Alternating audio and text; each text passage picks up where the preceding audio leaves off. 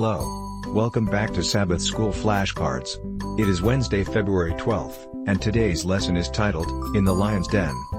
Read Daniel 6:11-23. Reading, Then these men assembled, and found Daniel praying and making supplication before his God. Then they came near, and spake before the king concerning the king's decree. Hast thou not signed a decree, that every man that shall ask a petition of any god or man within 30 days, save of thee, O king, shall be cast into the den of lions? The king answered and said, The thing is true, according to the law of the Medes and Persians, which altereth not. Then answered they and said before the king, That Daniel, which is of the children of the captivity of Judah, regardeth not thee, O king, nor the decree that thou hast signed, but maketh his petition 3 times a day. Then the king, when he heard these words, was sore displeased with himself, and set his heart on Daniel to deliver him, and he labored till the going down of the sun to deliver him. Then these men assembled unto the king, and said unto the king, Know, O king, that the law of the Medes and Persians is, that no decree nor statute which the king establisheth may be changed.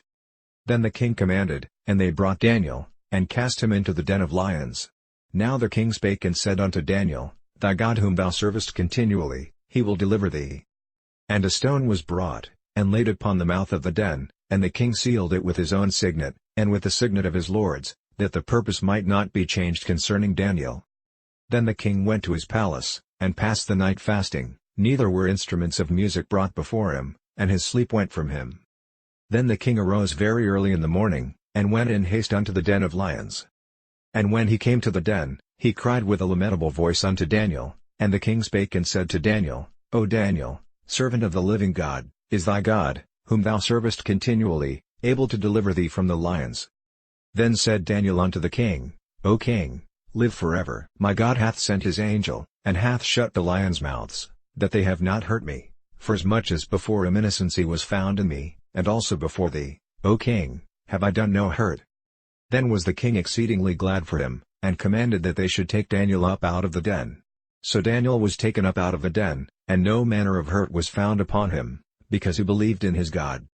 What does the king say to Daniel that reveals just how powerful a faithful witness Daniel is to God? Discuss your answer in class on Sabbath. The conspirators soon spot Daniel praying.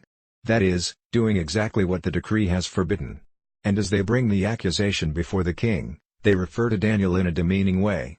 That Daniel, who is one of the captives from Judah. Referencing Daniel 6:13. In their eyes, one of the chief officers of the empire, the king's favorite, is no more than a captive. In addition, they pit Daniel against the king by saying that Daniel does not show due regard for you, O king, or for the decree that you have signed. New King James Version. Now the king realizes he has been entrapped by signing the decree. The text says that he labored till the going down of the sun to deliver him. Daniel 6:14. But there is nothing he can do to save the prophet from the prescribed punishment.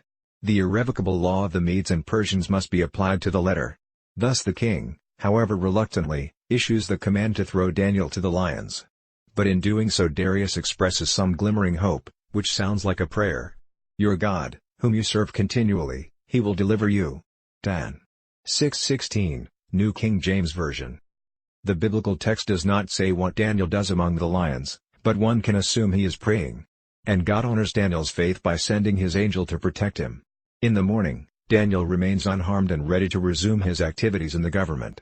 Commenting on this episode, Ellen G. White says, God did not prevent Daniel's enemies from casting him into the lion's den, he permitted evil angels and wicked men thus far to accomplish their purpose, but it was that he might make the deliverance of his servant more marked, and the defeat of the enemies of truth and righteousness more complete. Prophets and Kings, pages 543, 544.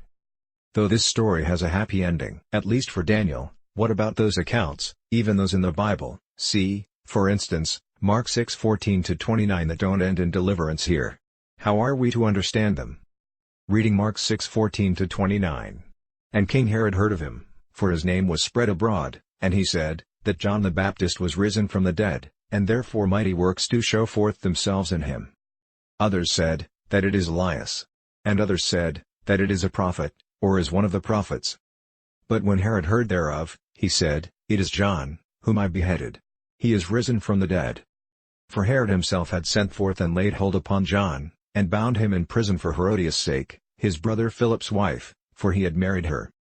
For John had said unto Herod, It is not lawful for thee to have thy brother's wife. Therefore Herodias had a quarrel against him, and would have killed him, but she could not. For Herod feared John, knowing that he was a just man and an holy, and observed him, and when he heard him, he did many things, and heard him gladly. And when a convenient day was come, that Herod on his birthday made a supper to his lords, high captains, and chief estates of Galilee. And when the daughter of the said Herodias came in, and danced, and pleased Herod and them that sat with him, the king said unto the damsel, Ask of me whatsoever thou wilt, and I will give it thee. And he sware unto her, Whatsoever thou shalt ask of me, I will give it thee, unto the half of my kingdom. And she went forth, and said unto her mother, What shall I ask? And she said, The head of John the Baptist. And she came in straightway with haste unto the king, and asked, saying, I will that thou give me by and by in a charger the head of John the Baptist. And the king was exceeding sorry, yet for his oath's sake, and for their sakes which sat with him, he would not reject her. And immediately the king sent an executioner, and commanded his head to be brought, and he went and beheaded him in the prison. And brought his head in a charger, and gave it to the damsel, and the damsel gave it to her mother. And when his disciples heard of it, they came and took up his corpse, and laid it in a tomb. Contemplate your answers and be ready to discuss them in class. On Sabbath. This is Witness Glenn. Have a great day.